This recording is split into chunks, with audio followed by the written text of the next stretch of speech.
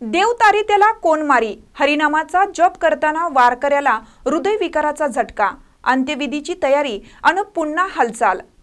पांडुतात्या वारकरी संप्रदायातील हरिनामाचा जप करत असतानाच 15 दिवसापूर्वी त्यांना हृदयविकाराचा झटका आला आणि ते खाली कोसळले। त्यांना तात्काळ दवाखान्यात हलवलं। अनेक प्रयत्नानंतर रात्री अखेर डॉक्टरांनी त्यांचे निधन झाल्याचे जाहीर केले। घरी अंत्यविधीची तयारी सुरू झाली आणि ॲम्ब्युलन्समधून तात्यांना घरी नेताना रस्त्यात बसलेल्या धक्क्याने त्यांची पुन्हा हालचाल सुरू झाली। पुन्हा त्यांना दवाखान्यात दाखल केले। 15 दिवस त्यांच्यावर उपचार झाले आणि त्यानंतर नव्या दमाने ते पुन्हा सोमवारी घरी परतले। हा कुठल्या सिनेमातील प्रसंग नाही, तर प्रत्यक्ष कसबा बावडा येथील उल्पेमाळा परिसरात घडलेली ही घटना आहे। पांडुतात्यांचे संपूर्ण नाव पांडुरंग रामा उल्पे। वयाच्या 10व्या वर्षापासूनच ते वारकरी संप्रदायात आहेत।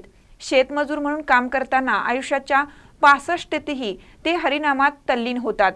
16 डिसेंबरला सायंकाळी ते हरिनामाचा जप करत असतानाच त्यांना हृदयविकाराचा झटका आला। काहीतरी आवाज आल्याची चाहूल लागताच पत्नी बाळाबाई बाहेर आल्या। घामाघूम झालेले तात्या जमिनीवर पडले होते। त्यांनी शेजाऱ्यांना हाक दिली। तात्काळ गंगावेस येथील एका दवाखान्यात त्यांना आणण्यात आलं। रात्री 11:30 पर्यंत डॉक्टरांचे प्रयत्न सुरू होते, पण अखेर त्यांनी तात्यांची प्राणज्योत मावळल्याचे जाहीर केलं। काही मिनिटातच ही बातमी कसबा बावडा परिसरात पोहोचली आणि अंत्यविधीची तयारी सुरू झाली। पै पाहुणे, परिसरातील नागरिकांसह वारकरीही एकवटले। दरम्यान ॲम्ब्युलन्समधून तात्यांना घरी आणताना त्यांची हालचाल होत असल्याचे लक्षात आले। नातेवाईकांनी पुन्हा कदमवाडी येथील दवाखान्यात ॲम्ब्युलन्स नेण्यास सांगितले। तेथे तात्यांवर पुन्हा उपचार सुरू झाले।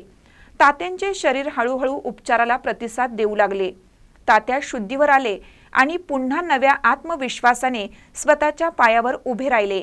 सोमवारी त्यांचे नव्या दमाने घरी स्वागत झाले। घरची मंडळी सांगत होती, ही सारी पांडुरंगाचीच कृपा।